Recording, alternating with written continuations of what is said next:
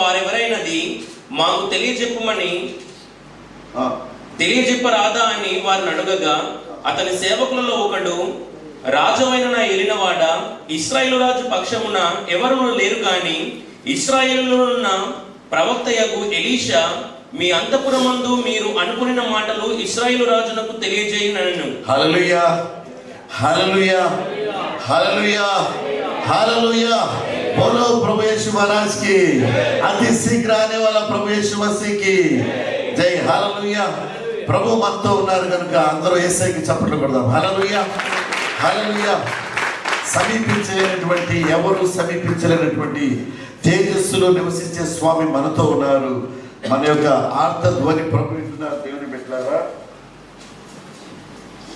ఈ సమయంలో మరి 2వ రాజుల గ్రంథము 6వ అధ్యాయం మనం ఒక విశేషమైనటువంటి సంఘటన మనం చూడబోతూ ఉన్నాము.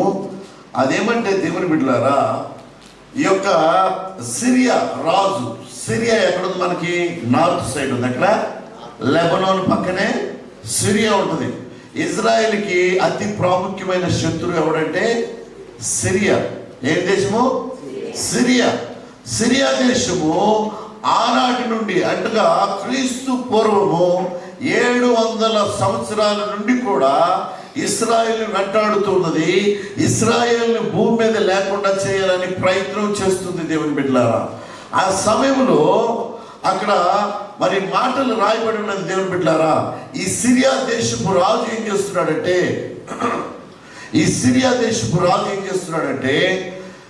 ఆయన ఆందోళన చెందుతున్నాడు, కలవరం చెందుతున్నాడు, భయం వేస్తుంది అతనికి. ఎందుకనంటే పలుమార్లు ఇశ్రాయేలు దేశాన్ని ముట్టడి వేయాలని, ఇశ్రాయేలు దేశాన్ని నాశనం చేయాలని, ఇశ్రాయేలు దేశాన్ని గెలవాలని పలుమార్లు ప్రయత్నం చేశాడు. ఎలాగంటే ఈ రోజులు ఇదివరకు దేవుని బిడ్డలారా, అడవుల్లో మనం చూస్తూ ఉంటాం.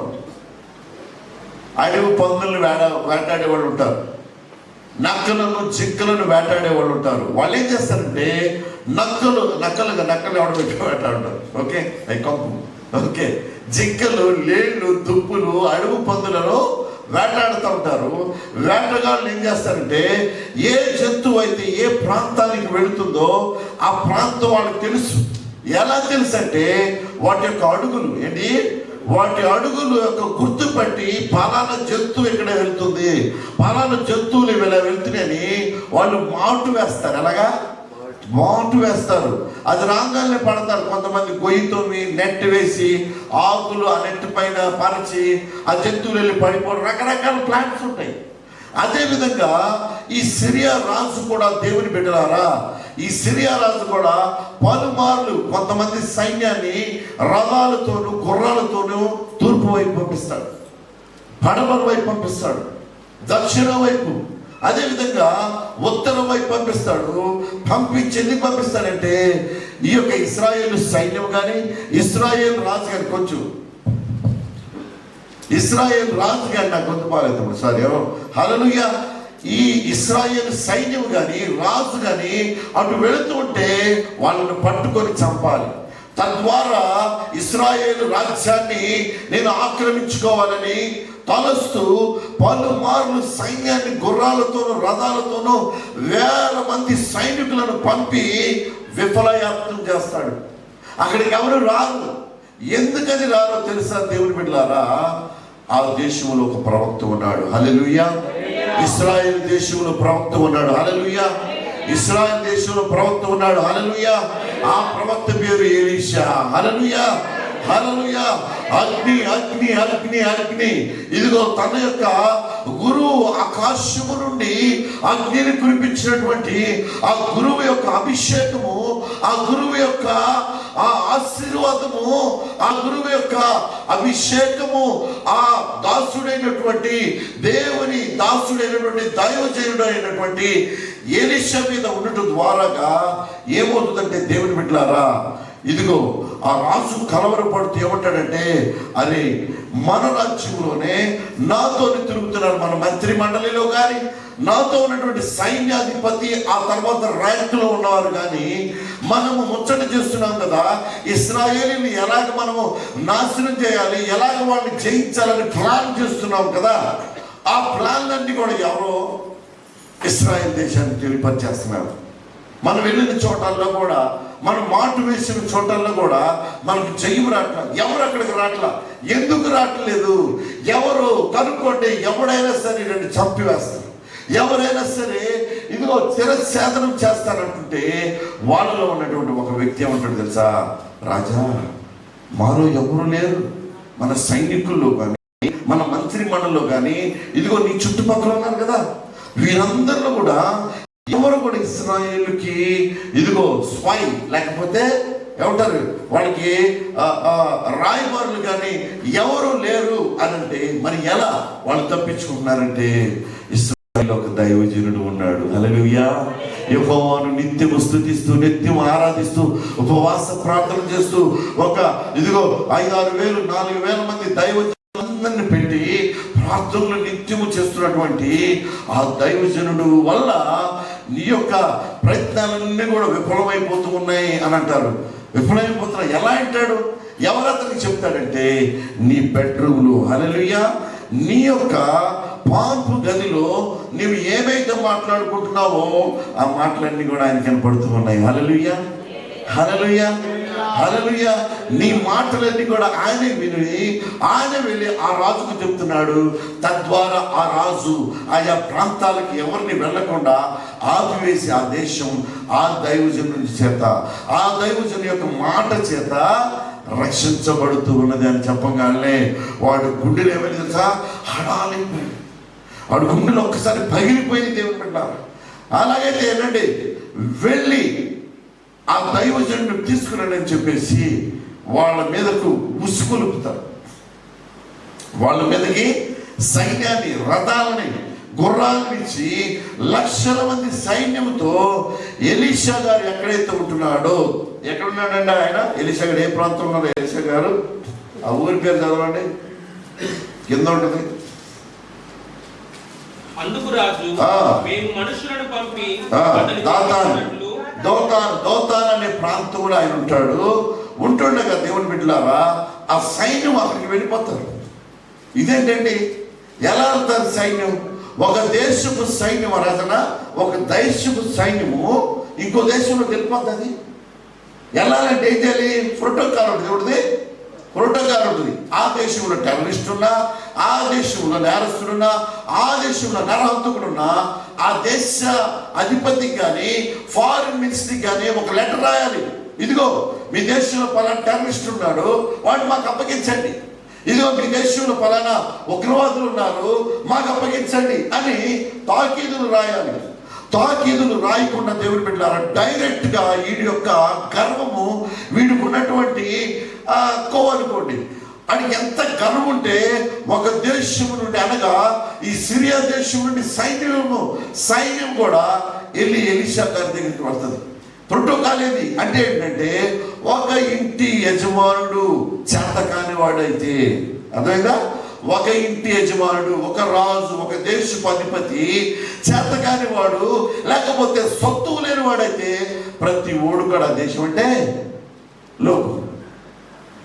మా ఇంటి దగ్గర, మీ ఇంటి దగ్గర కూడా మంచి అందమైన పిల్లాన్ని ఎవడన్నా అమ్మాయిని చేసుకున్నాడు అనుకోండి, ఏంటి మంచి అందం ఉంటుంది అమ్మాయి, ఆస్తి ఉందని చెప్పి కలిసి వస్తుందని చక్కని పిల్ల ఆ ఊళ్ళో బోళ్ళంత మంది ట్రై చేస్తారు. అమ్మాయి మంచోడు కూడా ఉంటారు. అలాంటి అమ్మాయిని తీసుకొచ్చి ఈడికి చేస్తారు. రావలేదు, ఈడికి చేస్తారు. ఏం చెప్తారు? అమాయకుడి పిల్లబట్టు ఊరందరూ కలిసినట్టు ఏంటి? ఆ అమ్మాయి వెళ్తుంటే లక్ష్మి ఆ పేరు, కానీ మహాలక్ష్మి. ఏంటే లచ్చా సొల్లుళ్ళు, ఏంటే లచ్చా బామ్మ. వీడు పక్కన వెళ్తుంటాడు మొగుడు, అది తెలీదు. ఆ ఎటకారం, ఆ వెలుపు, ఆ వచ్చేటట్టు పలుకులో ఉన్నట్టు అర్థం వీడు తెలియదు. ఎందుకని వీడు మంచోడు దేవుళ్ళు అంటాడంటే అంటే వీడు దేవుళ్ళు అంటాడని అంటాడు. అంటే ఏంటి? చేతకాని వాళ్ళ దగ్గర ఎలాంటి మంచి వస్తువు ఉన్నా కూడా దానికి విలువ ఉండదు. పంది ముక్కున బంగారం పెట్టినా ఏమవుతుందా? దానికి విలువ ఉండదు. ఒక చేతగానటువంటి రాజు ఇశ్రాయేలు దేశాన్ని పరిపాలిస్తుంటే యెహోవా యందు భయభక్తులు కలగకుండా యెహోవా కనుక తన పితరుడైనటువంటి దావీదు కలిగినటువంటి భయము భక్తి, దేవునితో ఆయనకున్న సంబంధం కలిగి ఏ రాజు అయితే లేకుండా ఉంటాడో దేవుని బిడ్డలారా, ఆ రాజ్యం అంతా అన్ని పక్కన రాజ్యాలందరూ కలిసి సిరియా కూడా ఉన్నాడా. అంతకుముందు 6వ అధ్యాయం ఉంటుంది. సిరియా సైన్యాధిపతి నయమానికి కుష్ఠరోగం అన్న, కుష్ఠరోగం అయితే ఆ సిరియా రాజు ఒక లెటర్ రాస్తాడు. ఏమని? నీ యొక్క దేశానికి నా యొక్క సిరియా సైన్యాధిపతిని పంపిస్తున్నాను, నువ్వు వాడిని స్వస్థపరచాలని. ఈ రాజు ఇశ్రాయేల్ రాజు ఏమంటాడు తెలుసా? నేను దేవుడా, నా దగ్గర వరాలు ఉన్నాయా, వీడేంటి నాకు పంపిస్తాడు లెటర్ అని వస్త్రాలు చింపేసుకున్నాడంటే ప్రోటోకాల్, పద్ధతి. మన ఇంటికి ఒక లెటర్ రావాలన్నా, మన ఇంట్లోకి ఎవడన్నా రావాలన్నా ఓ పద్ధతి. ఫోన్ చేసి వస్తారు. ఇప్పుడు ఎవరికి అనుకోండి వెళ్ళిపోయి తలుపు కొట్టేవాళ్ళు, లోపల ఎవరున్నా వాళ్ళు లేవాలి. ఇప్పుడైతే ఇంటికి ఫోన్ చేసి వస్తున్నారు కదా, ఫోన్లు వస్తున్నాయి, అది క్రమం. కాబట్టి ఈ యొక్క రాజు దగ్గరికి లెటర్లు వెళ్ళగానే ఆయన భయప్రాంతుడు అవుతాడు. అది ఒక పద్ధతి. కానీ ఇక్కడ ఏమవుతుందంటే దేవుని బిడ్డలారా, వీడు ఈ యొక్క సిరియా రాజు ఏం చేశాడంటే లోపలికి సైన్యాన్ని అంతటిని పంపించేసి చుట్టూ కూడా ఎలీషా గారు ఎక్కడ ఉంటాడో ఆ చుట్టూ పర్వతం చుట్టూ కూడా వేల లక్షల సైన్యం మొత్తం కూడా ఆక్రమించేశారు దేవుని బిడ్డలారా. ఆ రోజుల్లో ఇశ్రాయేల్ దేశంలో దేవుని బిడ్డలారా, ఆ రోజుల్లో ఒక రాజు ఉంటే రాజు పేరు లిఖించాలి, ఇక్కడ రాజుల గురించి రాయాలి. కానీ ఆ రోజుల్లో ఎప్పుడైతే ఏలియా గారు ఉన్నాడు, ఎలీషా ఉన్నాడు, వీళ్ళిద్దరి పేర్లు ఉన్నాయి బైబిల్లో. రాజు పేరు లేదు, ఒక ఆమె పేరు తప్ప. ఎక్కువ సన్నివేశాలు దేవుడు అద్భుతాలు చేసినప్పుడు అలా కూడా ఈ ఎలీషా ఏలియా పేర్లే ఉన్నాయి. ఒక దైవజనుడే అక్కడ సెంట్రిక్, అంటే ఆయన ఒక హీరో. ఆయన దగ్గర ఆ యొక్క రాజ్యంలో ఏది జరిగినా కూడా దైవజనుడి దగ్గరికి వెళ్తారు, దైవజనుడు వర్తమానం పంపిస్తాడు. హల్లెలూయా. ఆ సైన్యం అంతా కూడా దేవుని బిడ్డలారా, ఆ సరౌండింగ్ ఎక్కడైతే దోతాను ఆ యొక్క ఎలీషా గారు ఉన్న ప్రాంతం అంతా కూడా రాత్రికి రాత్రి వచ్చి ఆక్రమించి ఆయన్ని పట్టుకుందాము, ఆయన్ని చంపివేద్దాం, లేకపోతే వారిని మనం పట్టుకొని ప్రాణాలతో మన రాజు దగ్గరికి తీసుకుని వెళ్దామని వాళ్ళు ప్రయత్నం చేస్తున్న సమయంలో దేవుని బిడ్డలారా తెల్లవారుతుంది. ఒకడు డ్యూటీ ఏంటో తెలుసా? నీళ్ళు పట్టడం, వాకిలు నోడడం. ఎలాగ కళ్ళు పొద్దున్నే స్తోత్రం మొక్కెత్తా అనుకుంటూ వచ్చాడు మొత్తాన్ని పైకి. రాగానే చుట్టూ చూస్తే సైన్యం గుండె అడలిపోయి ఒక్కసారి అపాయం కాదు. అయ్యగారు, నాకు గుర్తు రాకుండా, అయ్యగారు అపాయం కేక అయ్యగారు అంటూ వేరు కదా, అయ్యగారు అండి అంటూ వేరు. కానీ అయ్యగారు ఏంటో ఏమైంది అనంటే, ఇదిగో మనం ఏమైపోతాము, మనల్ని చంపేస్తారు, సిరియా వాళ్ళు వచ్చేసారు, వాళ్ళు నరహంతకులు, వాళ్ళు భయంకరమైన దుర్మార్గులు, మన చుట్టూ చేరారు, మనల్ని చంపివేస్తారు అన్నప్పుడు ఆయన ఏమంటున్నాడో తెలుసా? దైవజనుడు, ఇదిగో నా శిష్యుడా, భయపడ. ఫస్ట్ అన్నమాట ఏంటి? భయపడవు. హల్లెలూయా. మన చుట్టూ ఉన్నవారు, వారి కంటే కూడా మన పక్షంలో ఉన్నవారు, ఇదిగో నువ్వు చూస్తున్నావు కదా, వారందరికంటే బలవంతులు. హల్లెలూయా, హల్లెలూయా, హల్లెలూయా. వారందరికంటే బలవంతులు. ఏం చూస్తున్నాడు? వాళ్ళే కనపడుతున్నారు కానీ ఎవరు కనిపించట్లేదు. అప్పటింటాడు, దేవుడే యెహోవా, వీడి కళ్ళు తెరువునాయి. ఇదిగో ఆ మహిమను, నా చుట్టూ ఉన్నటువంటి నా ప్రార్థన, నీవు నాకు అప్పగించిన నా గురువు ఏలియా అప్పగించిన పరిచయం నేను నమ్మకంగా జరిగిస్తున్నాను కదా. రోజు ఆ సైన్యాన్ని నేను చూస్తున్నాను కదా. నా చుట్టూ ఉన్నటువంటి సైన్యాన్ని, నా చుట్టూ ఉన్నటువంటి శక్తిని, నా చుట్టూ ఉన్నటువంటి ఆ బలమైనటువంటి, ఎవరు సమీపించలేని, ఎవరు కూడా దాని నుండి ఇదిగో నన్ను టచ్ చేయలేనటువంటి సైన్యం ఉంది కదా, వీళ్ళు చూపించు అన్నప్పుడు దేవుడైన యెహోవా వాడి కళ్ళు తెరవగానే దేవుని బిడ్డలారా, వీళ్ళు మామూలు గుర్రాలు పక్క చిక్కిపోయి, లేకపోతే అన్నం లేకపోతే గుర్రాలు వేసుకుని వచ్చారు వీళ్ళు రథాలు. కానీ వాళ్ళు చూశారు, కళ్ళు విప్పగానే దేవుని బిడ్డలారా, అక్కడే ఉందా అగ్ని గుర్రాలంట. హల్లెలూయా. అగ్ని రథాలంట. హల్లెలూయా, హల్లెలూయా, హల్లెలూయా. దైవజనుడి చుట్టూ ఉన్న సెక్యూరిటీ ఎలాంటిదో చూడండి దేవుని బిడ్డలారా. ఒక రాజు దగ్గరికి లెటర్ వస్తే బట్టలు చించుకొని ఏడ్చాడు. 5వ అధ్యాయంలో దేవుని బిడ్డలారా, దైవజనుడి దగ్గరికి శత్రువు రాజు సైన్యం లక్షల మంది వచ్చారు, గుర్రాలు రథాలు వేసుకొని. కానీ ఎప్పుడైతే కళ్ళు తెరిచారో దేవుని బిడ్డలారా, ఆ కళ్ళు తెరవడంతోనే వాడు చూస్తూ ఉన్నాడు. ఆ పర్వతం చుట్టూ కూడా, ఆ పర్వతం అంతా కూడా ఇదిగో అగ్ని రథాలతోనూ అగ్ని గుర్రాలతోనూ ఒక గొప్ప కాపుదల, ఒక గొప్ప ప్రొటెక్షన్ కనపడేపాటికి ఒక్కసారి ఆశ్చర్యపోయాడు. ఆ సైన్యం దగ్గరికి సమీపిస్తున్నారు సిరియా వాళ్ళు. వెంటనే ఈడికి కళ్ళు తెశారు కదండి, ఈడికి కళ్ళు మీమన్నాడు. ఎవరికి? సైన్యం మొత్తాన్ని కళ్ళు మీగాని అన్నాడు. ఎలీషా గారు, ఇదిగో నీవు ఎవరినైతే వెతుకుతున్నావో వాళ్ళని నేను చూపిస్తారండి అని చెప్పి నగరంలోనికి తీసుకెళ్ళి రాజు దగ్గరికి, సైన్యం దగ్గరికి తీసుకొని వెళ్ళి, ఎప్పుడైతే ఆ యొక్క నగరానికి వెళతారో దేవుని బిడ్డలారా, అక్కడికి వెళ్ళిన తర్వాత కళ్ళు తెరవని దేవుని ప్రార్థన చేసినప్పుడు వాళ్ళు కళ్ళు తెరుస్తారు. చూసేపాటికి అయిపోయారు అంతే. చుట్టూ సైన్యం, ఇశ్రాయేల్ సైన్యం. రాజు, అయ్యా నాయన ప్రవక్త, ఏం చేయమంటావు? చంపేయమంటావా? వీళ్ళని కొట్టమంటావు అంటే, కొట్టవద్దు, బంధించబడిన వాడిని, యుద్ధం చేయని వాడిని మనం చంపకూడదు, వాళ్ళకి ఆహారం పెట్టమంటాడు. ఆ తర్వాత కొన్ని దినాలు యుద్ధం ఉండదు దేవుని బిడ్డలారా. హల్లెలూయా, హల్లెలూయా. ఎప్పుడైతే మనం దేవుణ్ణి కలిగి ఉంటామో, దేవుని యందు భయభక్తులు కలిగి ఉంటామో, యెహోవా ఆజ్ఞలను మనం అనుసరించి నడుస్తూ ఉంటామో దేవుని బిడ్డలారా, మనకి తెలియకుండానే మన చుట్టూ కూడా అగ్ని కావలి ఉంటుంది. హల్లెలూయా, హల్లెలూయా. రాజుకి భయం వేసింది, రాజు చేతగానే అయ్యాడు. కానీ దేవుని బిడ్డలారా, ఇదిగో దైవజనుడు మాత్రం ఇదిగో ఆ యొక్క ఇశ్రాయేలు కోసం నిలబడ్డాడు, ఇశ్రాయేలు కోసం ప్రార్థన చేశాడు. ఈ రోజున నీవు నేను కూడా ఆ మహిమను చూడగలిగే కళ్ళు మనకున్నాయా? దేవుణ్ణి ఆరాధించి ఆ ఆరాధన మనం పాడాం. సమీపించని తేజస్సు నివసించుగా దైవమా, నీ ముఖ దర్శనం చాలయ్యా. నీ ముఖ దర్శనం, ఆయన ముఖ దర్శనాన్ని చూచే భాగ్యం నీకు నాకుందా? అది కావాలి క్రైస్తవులకి. హల్లెలూయా. ఆయన వచ్చినప్పుడు ఆయన చూడటం కదా దేవుని బిడ్డలారా, ఆయన మనతోనే ఉండాలి. హల్లెలూయా. ఎప్పుడు మనం గుండెల్లో ఉండాలి. హల్లెలూయా. ఎప్పుడు అది ఉంటుందంటే, పవిత్రమైన జీవితం మనం జీవించినప్పుడు, ఒక సపరేటెడ్ లైఫ్ మనం కలిగి ఉన్నప్పుడు. మన రూమ్లో అంతమంది ఉండొచ్చు, 10 మంది ఉండొచ్చు, 8 మంది ఉండొచ్చు. You are the unique person. Hallelujah. You must be unique. Hallelujah. నీవు ఒక ప్రత్యేకమైన దానివి, ప్రత్యేకమైన వాడివి నువ్వైతే ఆయన చూస్తావు. హల్లెలూయా. ఆ మహిమను చూస్తావు. హల్లెలూయా. ఇదిగో చూడండి దేవుని బిడ్డలారా, ఆయన రాజు యొక్క బెడ్రూమ్లో ఏం జరుగుతుందో రాజుకు చెప్తున్నాడు. ఎలాగా? టెలిఫోన్ ఉందా? వైర్లెస్ సెట్ ఉందా? అక్కడ ఏముంది?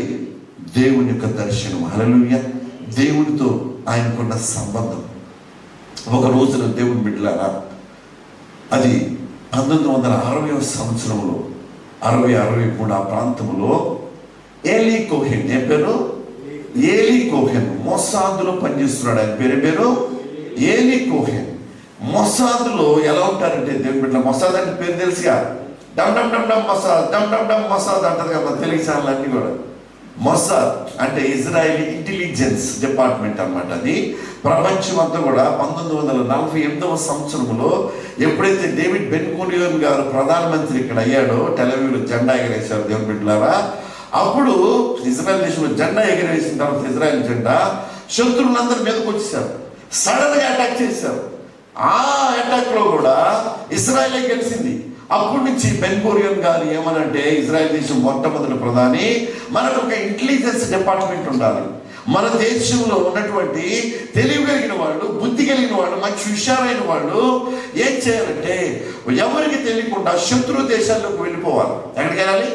శత్రు దేశంలోకి వెళ్ళిపోయి వాళ్ళు తెలివి కలిగిన వాళ్ళు ఏం చేయాలంటే, అక్కడ ఉన్నటువంటి విషయాలు, మన దేశానికి వ్యతిరేకంగా ఏమి జరుగుతున్నవి, ఎలా కుట్ర పొందుతున్నారో ఇవన్నీ కూడా మనం తెలుసుకోవాలని చెప్పి దాని పేరేం పెట్టారంటే మొసాద్. ఏ పేరు? మొసాద్ అనమాట. మొసాద్లో ఎలా ఉంటారంటే చాకులాంటి కుర్రోళ్ళు ఉంటారు. ఎలా ఉంటారు? చాకులాంటి, కత్తిలాంటి, చాకులాంటి కుర్రోళ్ళు, కత్తిలాంటి అమ్మాయిలు ఉంటారు. అలాంటి కత్తిరా అంటారు కదా కుర్రోళ్ళు మీద. ఇట్లా కత్తిలాడుతున్నారంటారు కదా. అంత అందమైన అమ్మాయిలు ఉంటారు మొసాదులు, తెలుసా మీకు? అంత అందమైన అమ్మాయిలు, అంత తెలివైన వాళ్ళు అనమాట. ఏం లేదనుకుంటారు, కత్తి ఏంటండి కోసిందంటే మెడకాయ తెగిందా కూడా తెలియదు, గడాలు చూస్తూ ఉంటాడు ఆ కత్తి అంక. అలాగే ఇజ్రాయల్ వచ్చిన కొత్తలు అందరికీ చూస్తారు. మా ఐస్ క్రీమ్ షాప్ ఉంది ఎక్కడ, బెంగళూరు దగ్గర. మేము ఐస్ క్రీమ్ తింటాం. ఆ పిల్లలు చిన్న చిన్న పిల్లలు వేసుకొస్తారు. మన పిల్లలు ఉన్నారు ఆడపిల్లలు. వీళ్ళు వెళ్ళిన వాళ్ళు అందరూ ఐస్ క్రీమ్ తింటారు. నేను అనుకుంటా ఒకడు చూపి గల అమ్మాయిలు పగిలిపోతే, లేదంటే రాళ్ళు పగిలిపోతే, లేకపోతే బోర్లు పగిలిపోతే, అమ్మో ఆడికి కన్ను పడిందమ్మా అయిపోయినట్టు అంటారు కదా. ఆమె కన్ను పడిందా నాశనం వాళ్ళ కుటుంబం అంటారు కదా. అట్లాగే మన కళ్ళలో కూడా పవర్ ఉంటే ఇక్కడ వాళ్ళందరూ ఉండరు. బాంబులు అవసరం కదా. నీకు అర్థమైందా? ఇంటెలిజెన్స్ అంటే అంత తెలివైన ఆడపిల్లలు ఉంటారు ప్రపంచ దేశం అంతా కూడా. మనం చూడండి, ఎక్కడ అండి, ఎవరు ఇరాన్లో హమాస్ అధ్యక్షుని చంపేశారు దేవుని బిడ్డలారా. అది ఎలా చంపారో కూడా ఎవరు తెలియదు తెలుసా? మొసాదోళ్ళు ఎవరన్నా లేపేశారంటే ఎలా చంపారు, ఎవడు చంపాడో కూడా తెలియదు. కొంతమంది ఉంటారు బాంబు పెట్టారు 2 నెలల ముందే, తెలుగు ఛానల్లో 2 నెలల ముందే బాంబులు పెట్టారు, అందుకని ఆ రాగాలు పేల్చేశారంటే ఉట్లేదు. ఒక దేశ అధ్యక్షుడు వాడు ఇస్మాయిల్, ఒక రాజకీయ పార్టీ, ఒక టెర్రరిస్ట్ పార్టీ మనుషుల అధ్యక్షుడు వాడు, ఒక విఐపి హోటల్లో విఐపి రూమ్లో ఉంటారు. రూమ్ చెక్ చేయండి అసలు. మనం సూపర్లోకి వెళ్తుంటేనే బ్యాగులు మొత్తం తీస్తారు, కత్తి ఉందని అడుగుతారు. నేనైతే ఇంటి దగ్గర ఉందంటాను, నేను జోక్గా అంటే అవుతారు వెళ్ళిపోతాను. అలాంటి ఇంటెలిజెన్స్, అలాంటి సెక్యూరిటీ ఉన్నటువంటి ఆ ప్రాంతంలో ఒక హమాస్ అధ్యక్షుడిని లేపేశారంటే ఎలా లేపారు ఎవడో తెలియదు. అంతే నేనే చెప్పాను, నాకు తెలియదు సార్, తెలియదు కదా. బాంబు పెట్టాను ఒకడేమో డ్రోన్ వచ్చి కొట్టిందని ఒకడు. అర్థమైందా? బాంబు ఏం పెట్టలేదు అక్కడ, ఏది కాదు. ఎలా చంపారో ఎవరికి తెలియదు. అంటే ఎలా చంపుతారు? నేను చెప్పే కదా, అమ్మాయిని అలాగే చూస్తూ ఉంటాము, తెగింది కూడా తెలియదు మనకి. కళ్ళు అలాగే ఉంటాయి, తెలంగాణ తలగా పైకి. అంత తెలివి వాళ్ళు దేశ విదేశాల్లో ఉంటారు దేవుని బిడ్డలారా. దేశ విదేశాల్లో ఇంటెలిజెన్స్. ఈ ఏలీ కోహెన్ అనే ఆయన కూడా సిరియాలో పుట్టాడు. ఇప్పుడు మనం ఏం చెప్పుకుంటున్నాం కదా, సిరియాలో పుట్టాడు. అతను బాగా అరబిక్ బాగా మాట్లాడతాడు, ఫ్రాన్స్ మాట్లాడతాడు, తర్వాత హిబ్రూ ఇంగ్లీష్ మాట్లాడతాడు, జర్మన్ మాట్లాడతాడు, రకరకాల భాషలు వచ్చాయి. ఆయన ఏం చేశాడంటే ఇజ్రాయెల్ వచ్చాడు. ఇజ్రాయెల్ తర్వాత కైరో వెళ్ళాడు, కైరోలో చదువుకున్నాడు. మళ్ళీ ఇజ్రాయెల్ వచ్చిన తర్వాత ఇతను సిరియావుడు కాబట్టి సిరియన్ యాక్సెంట్ బాగా వచ్చు. ఇప్పుడు మీరు ఈస్ట్ గోదావరిలో కృష్ణా జిల్లా వచ్చారనుకోండి, మీరు మాకు తెలిసిపోతారు. మేము మీ దగ్గరకు వచ్చామనుకోండి, మేము మీకు తెలుస్తాం. తెలుగే మనం మాట్లాడేది ఏంటి. మన తెలంగాణ వాళ్ళు ఉన్నారనుకోండి, మేము ఆంధ్ర వాళ్ళు వచ్చారనుకోండి, మేము తెలిసిపోతాం. నువ్వు వచ్చేవాడు తెలియదు, అసలు నువ్వు వస్తే తెలియదు, కర్మోళ్ళు వస్తే తెలిసింది. ఓకే, ఎందుకంటే మనం తెలుగు మాట్లాడిన దానిలో యాసన ఉంటుంది. ఇతనేంటంటే పర్ఫెక్ట్ యాస అనమాట. సిరియల్ లాంగ్వేజ్ అలాగ మాట్లాడేస్తాడు. అతనికి అర్జెంటీనా పాస్పోర్ట్ చేయించి అర్జెంటీనాలో ఉంటున్నటువంటి గొప్ప మర్చెంట్గా, గొప్ప బిజినెస్ మ్యాన్గా మొసాద్ వాళ్ళు అతన్ని తయారు చేసి అక్కడున్న వస్తువులు ఏ విధంగా మాట్లాడాలి, ఏ విధంగా వాళ్ళతో ఉండాలి, ఏ విధంగా పెద్ద బిజినెస్ మ్యాగ్నెట్ ఎలా ఉంటాడో అన్నీ నేర్పి సిరియా పంపిస్తే దేవుని బిడ్డలారా, అతను వెళ్ళి సిరియాలో ఉన్న రాజకీయ నాయకులతో సావాసం చేసి వాళ్ళకు వేల డాలర్లు మతాన్ని ఇవ్వడం, మంచి పార్టీలు పెట్టడం, మరి రకరకాలు చేస్తూ దేశ అధ్యక్షుడి దగ్గరికి వెళ్ళిపోయాడు. దేశ అధ్యక్షుడు ఈయన ఫ్రెండ్ అయిపోయాడు. కాబోయే అధ్యక్షుడు ఇతను ఫ్రెండ్ అయిపోయాడు. అంటే అంత ఫ్రెండ్షిప్తో ఉండి ఏమవుతుందంటే నెమ్మదిగా ఇజ్రాయెల్కి వ్యతిరేకంగా చేసే సంఘటనలన్నీ కూడా ఇటు తెలుసుకుంటున్నాడు. తెలుసుకొని ఆయన దగ్గర ఒక రేడియో మీటర్ ఉంటుంది. రేడియో కదా అప్పట్లో 60లో రేడియో తరంగాల ద్వారా టెలవివ్కి మెసేజ్ వచ్చేది. సిరియా నుంచి ఇక్కడికి వచ్చేసి డమస్కస్ నుంచి ఇక్కడికి మెసేజ్లు అన్నీ వచ్చేసాయి. వాళ్ళు వేసే ప్లాన్లన్నీ కూడా ఇప్పుడు చూసారు. సిరియా రాజు పలుమార్లు ముట్టడి వేయగా వాడు ఫెయిల్ అయిపోయాడు. ఇస్రాయేల్ చంపలేకపోయాడు, జయించలేకపోయాడు. అప్పుడు కూడా గోలన్ హైట్ ఉంది కదా, గోలన్ హైట్స్ ఎక్కడ నార్త్లో, గోలన్ హైట్స్ అవతలన్నీ కూడా వీళ్ళు బాంబులు ఇవన్నీ పెట్టేశారు. ఎవరు? సిరియా వాళ్ళు. మీరు ఈసారి నేను జోర్డాను వెళ్తాం కదండి, జోర్డాన్ బాప్టిజాలు ఇస్తారు జోర్డాన్. ఆ ప్రాంతంలో ఇప్పుడు అన్న నాకు ఒకటి చెప్తానన్నారుగా, మీరు నన్ను అడగండి. అక్కడ ఏమైందంటే ఆ ఏరియాలో మనం వెళ్తున్నాం అనుకోండి, వెళ్తా ఉండేపాటికి అక్కడక్కడ ఉంటాయి బాంబులు పెట్టేసి ఉంటాయి. అక్కడ మన యొక్క ఈ ఈ ఈ బాంబులు ఏమంటారు, మిసైల్స్ ఉంటాయి కదా, ఈ లారీలు లాంటివి ఏమంటారు దాన్ని, ట్రక్కులు. ఈ ట్రక్కులు వెళుతూ ఉంటే పేలిపోతాయి. ఎందుకంటే అది టచ్ అవ్వగానే లేచిపోతాడు బాంబులు. అలాంటి ఏరియాలన్నీ కూడా ఉంటాయి, నేను చూపిస్తాను ఈసారి. అలాంటి పెట్టిన ప్రదేశాలన్నీ కూడా గోలాన్ హైట్స్ ఆ ప్రాంతంలో ఎక్కడెక్కడ పెట్టారో ఈయన రేడియో మీటర్ ద్వారాగా ఇజ్రాయెల్కి ఛాలెంజ్ వాళ్ళు పేలి చేసేసి చాలా గోలాన్ హైట్స్ అవతల పక్కంతా కూడా ఆక్రమించేసుకున్నారు. ఈ రోజున ఇజ్రాయెల్ గోలాన్ హైట్స్ ని తర్వాత అవతల పక్కన మరి స్థలాన్ని ఆక్రమించుకుందంటే ఏలీ కోహెన్ వల్లే. హల్లెలూయా, హల్లెలూయా. ఈ యొక్క ప్రధానమంత్రికి వీళ్ళందరూ కూడా అర్థం కాలేదు, ఏమైనా దేశ అధ్యక్షుడికి అర్థం కాలేదు. ఎవరు చెప్తున్నారు వాళ్ళకి, ఇస్రాయేల్కి మనం పలానా చోట బాంబులు పెట్టాం, పలానా చోట ఇది చేస్తున్నామని ఎవరు చెప్తున్నారు అని చెప్పి పిచ్చెక్కిపోతే దేవుడు పెట్టారు. రష్యా వాళ్ళని అడిగారు, జర్మనీ వాళ్ళని అడిగారు, ఫ్రాన్స్ వాళ్ళని అడిగారు, ఇది కనిపెట్టాలి అని చెప్పినప్పుడు ఆయా దేశం నుండి తీసుకొచ్చినటువంటి ఆ టెక్నాలజీ వల్ల ఇదిగో సిరియా డమస్కస్ ఎక్కడైతే ప్రధానమంత్రి అధ్యక్షుడు ఉన్నాడో అధ్యక్షుడు పక్కిళ్ళే, ఆ పక్కింట్లో నుంచే ఈ యొక్క రేడియో తరంగంలో కలిగి వచ్చేస్తుంది మెసేజ్. పక్కింట్లోనే తెల్లారు లేగితే అధ్యక్షుడు వెళ్ళి ఆయన దగ్గర ఉంటాడు. కొంతకాలం ఉన్నారు అంటే కొంతమంది ఉంటారంటే ఈయన అసలు అధ్యక్షుడు అయిపోయాడంట. అంత పొలిటికల్గా అంత గ్రిప్ సంపాదించాడు ఒక యూదుడు. హల్లెలూయా. ఎప్పుడైతే ఎక్కడి నుంచి వస్తుందని బట్టికి తేలజుతూ రోజు పార్టీ చూడు, రోజు ప్రధానమంత్రితో తిరిగేవాడు, అధ్యక్షుడితో తిరిగేవాడు, రోజు మంత్రులు తిరిగే అతను ఈ పని చేస్తున్నాడని చెప్పేసి అతన్ని అరెస్ట్ చేసి అతన్ని డమస్కస్లో ఉరిదీశారు. 10,000 మంది సిరియా వాళ్ళు మరి అక్కడ ఉన్న సమయంలో ఆయన ఉరిదీసేస్తాడు. ఇదిగో సిరియా మొసాదులో ఉన్నారంటే ప్రాణానికి తెగించి ఉంటాడు. ఆయన వల్ల ఇజ్రాయేల్కి రక్షణ కలిగింది. హల్లెలూయా. ఆయన వల్ల మరి గోలాన్ హైట్స్ ప్రాంతాన్ని జయించడానికి ఒక శక్తి కలిగింది. ఆయన ఏం చేస్తాడంటే ఒక రాయబారి, ఒక స్పై ఆయన. కానీ ఇక్కడ మనం మానవరీత్యా మనం ప్రయత్నం చేస్తున్నాం, ఎలా మొసాద్ అని ఒక గ్రూప్ అని ఒక సంస్థను మనం పెట్టుకున్నాం. కానీ దేవునితో మన కనెక్షన్ ఉంటే మనకు అన్ని తెలిసిపోతాయి. దేవునికి హల్లెలూయా. దేవునితో మన సహవాసం ఉంటే, దేవుడు మనకు తోడుకుంటే, దేవుడు మనతో ఉంటే ఏమైందంటే మన ఇంటిలో ఏం జరిగేది కూడా మనకు చూపిస్తాడు దేవుడు. హల్లెలూయా. మన రూమ్లో ఏం జరిగేది కూడా చూపిస్తాడు. మనకు వ్యతిరేకంగా లేబడినటువంటి ఏ ఆయుధం కూడా వర్ధిల్లకుండా దేవుడే ఆయన కాపుదలను అనుగ్రహిస్తాడు. హల్లెలూయా. లేచి నిలబడదామా? సమీపించని తేజస్సులో నివసించున దైవమా, ముఖ దర్శనం చాలయ్యా యేసయ్యా, ముఖ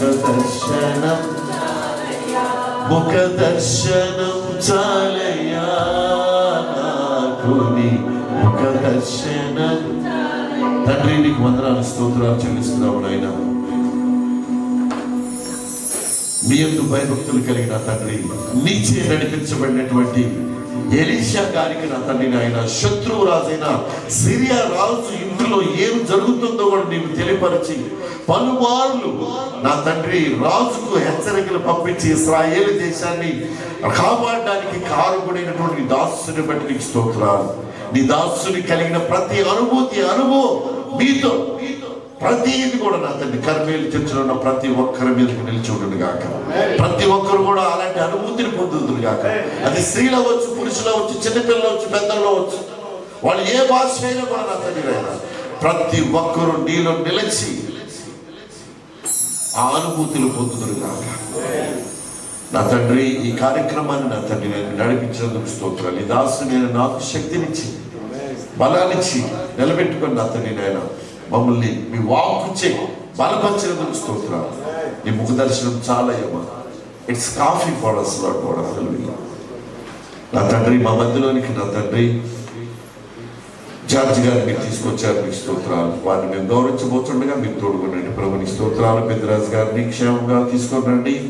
అనిత సహోదరి వీసా విషయంలో ఒక కార్యం జరిగించండి. ఇంకెవరెవరైతే వీసాలకు ట్రై చేస్తున్నారో వారందరినీ కూడా మీరు జ్ఞాపకం చేసుకోండి ఆయన. అయ్యా రెఫ్యూజీలో ఉన్న వాళ్ళని, హ్యూమానిటేరియన్ స్టేటస్లో ఉన్న వాళ్ళని, పేపర్స్ కోర్టు ప్రొటెక్షన్లో ఉన్న వారిని, ప్రతి ఒక్కరిని కూడా జ్ఞాపకం చేసుకోండి అయ్యా. ఆరాధించేవాడిని అయ్యా. ప్రతి వారం వచ్చి నిన్ను ఆరాధిస్తున్నాను అయ్యా. వీళ్ళని కాపాడమని దాసుడిగా నేను అర్థిస్తున్నాను. మీకు స్తోత్రాలు. కృపనిత్యమునైనా మరి పెద్దరాజు గారు రూమ్మేట్స్తోనూ, ముస్లిం గారు రూమ్మేట్స్తోనూ, అదేవిధంగా నాయన తెలంగాణ నుంచి వచ్చేవారు, తొలతెక్కువ నుంచి వచ్చేవారి మీదను, రిషూర్ నుంచి వచ్చేవారి మీదను, ఓవేశాల రూమ్మేట్స్ అందరి మీదను ప్రభావ ప్రత్యేకంగా మా సహోదరి అయ్యా జ్యోతమ్మను, అదేవిధంగా మరి సుగుణాన్ని కూడా మీరు సువర్ణాన్ని మీరు జ్ఞాపకం చేసుకోమని పెట్టుకున్నాను. మీకు స్తోత్రాలు అయ్యా. సువర్ణాలు ఇద్దరు ఉన్నారు ప్రభావ, వాళ్ళ పిల్లలు మీరు జ్ఞాపకం చేసుకోమని పెట్టుకున్నాను. మీకు స్తోత్రాలు. మీ ప్రభా కనికరాన్ని అయ్యా మా మీద ఉంచండి. ఈరోజు అధ్యక్షులుగా నడిపించిన తమ్ముడిని, వారి కుటుంబాన్ని జ్ఞాపకం చేసుకోమని, మా సంఘంలో ఉన్న ప్రతి ఒక్కరు కూడా ఆరోగ్యం దయచేయమని యేసు నామములో అడిగి పెట్టుకున్నాం తండ్రి.